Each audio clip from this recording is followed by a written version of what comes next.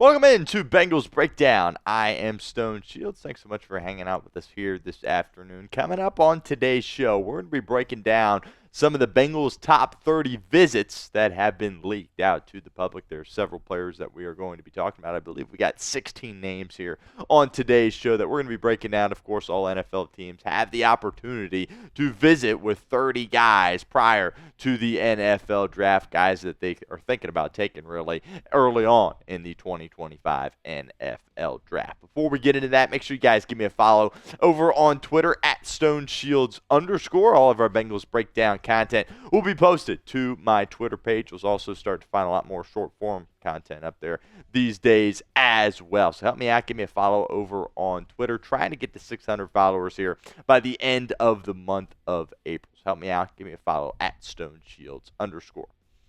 First guy we're going to talk about here is Josh Simmons out of Ohio State. Really, the biggest red flag when you're talking about Simmons is he's coming off a serious knee injury. There's been some, disagreement in terms of whether or not it was an ACL or a patellar tendon. I don't believe that information really is out there at this point, but regardless, he missed most of this past season. But before he suffered that injury, he was one of the most dominant tackles in all of college football there for the Ohio State Buckeyes. Had a productive year in 2023 as well. This is a guy that a lot of people view as, a guy that is going to go in the first round. I think he has slid down some people's boards a little bit here at this point. There are some people that have floated around some football character concerns when you're talking about Josh Simmons, some maturity issues when you're talking about him, but certainly a guy up in Columbus that Cincinnati has interest in. Kaleb Johnson, stock running backs here on today's show. Kaleb Johnson out of Iowa. I would view him as a second-round pick, kind of a lock, really, to go in that second round. He really had a fantastic year this past year for the Iowa Hawkeyes. The big concern I have with him is that he isn't really known for being a great pass blocker. And obviously Cincinnati has their RB1 checked out, right, in Chase Brown. He certainly fits that bill. And really, if you're looking to bring in a running back, which I think Cincinnati probably will look to draft a running back, this running back draft is so loaded. I'm looking for a guy that's good in pass protection. I'm not sure Kaleb Johnson really is that guy for Cincinnati, but a tremendous athlete and certainly going to go either day one or day two. James Pearce Jr., this one certainly is intriguing. Bengals, of course, pick at 17 overall. James Pearce Jr. is an absolute freaky athlete, and his rush rates really are insane. The amount of pass rush that he was able to apply on opposing quarterbacks really stood out to me all throughout Tennessee's season back in 2024, and there are some size concerns with James Pearce Jr. Definitely needs to gain a little weight, and he's not very good against the run and isn't somebody that you would look at necessarily as an edge setter when you're talking about James Pearce Jr. Shoot, if he's available for you in the second round, you pick him and you don't think twice about him. But 17 overall, that does feel a little bit rich for me. But Cincinnati has been linked early and often to James Pearce Jr., and he has been one of their 30 visits. Pin comment time here on today's show. Who do you want Cincinnati to draft in round one? Let me know in the comment section of today's show. Cincinnati, of course, picks at 17 overall is where they are slotted. Of course, barring a trade back or trade up for Cincinnati. That certainly would be out of character. But let me know regardless in the comment section of today's show. If that ad comes here on YouTube, that's totally fine. You can ignore it. Take advantage of it. Get down in the comments. Let us know what you think.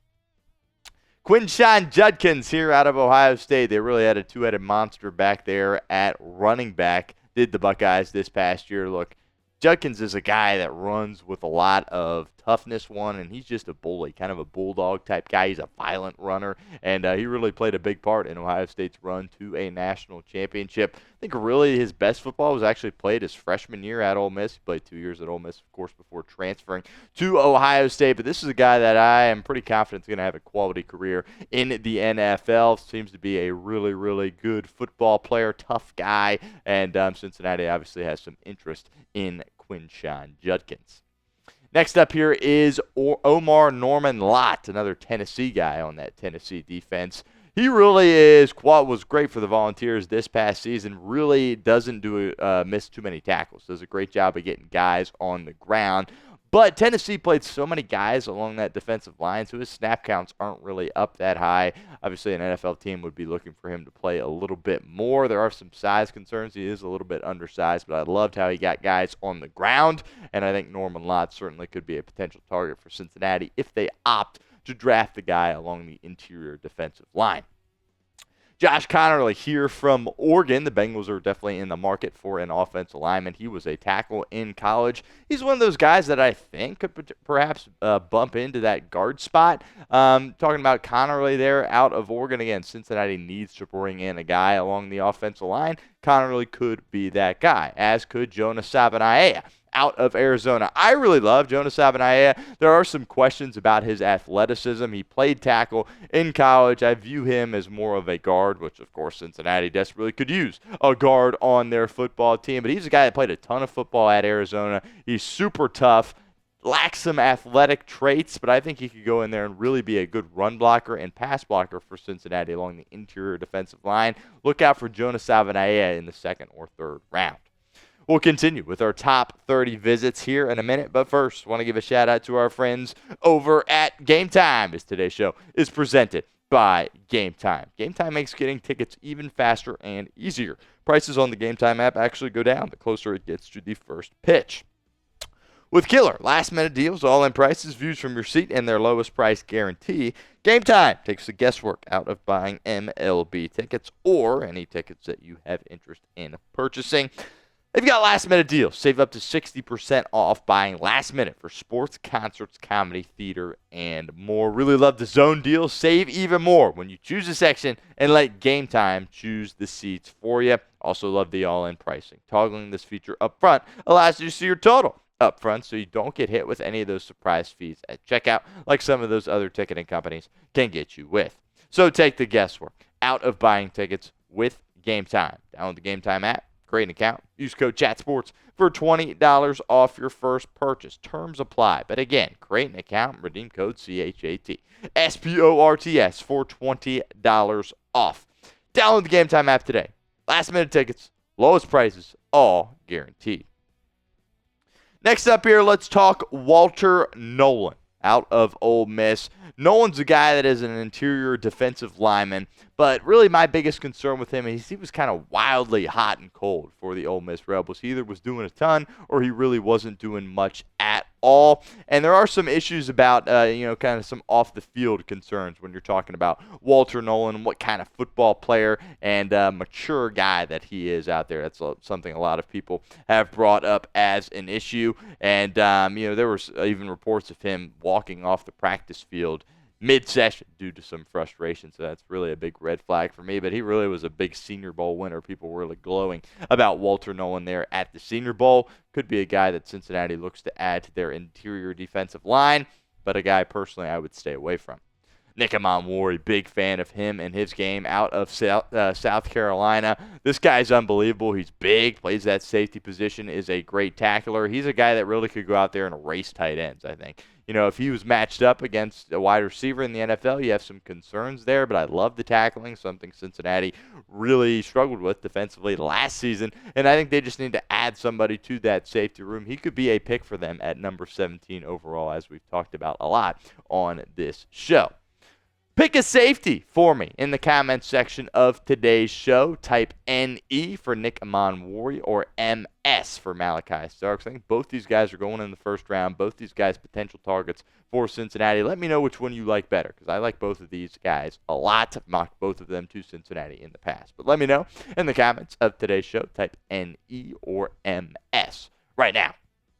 Talked about Quinshon Judkins. Let's talk about TreVeyon Henderson here for the Ohio State Buckeyes. I like him even more than Judkins, right? Henderson's a guy that really played a big part in Ohio State's run to the national championship. I think bringing in another back in Judkins actually helped TreVeyon Henderson, who really suffered a lot from injury in his sophomore and junior seasons.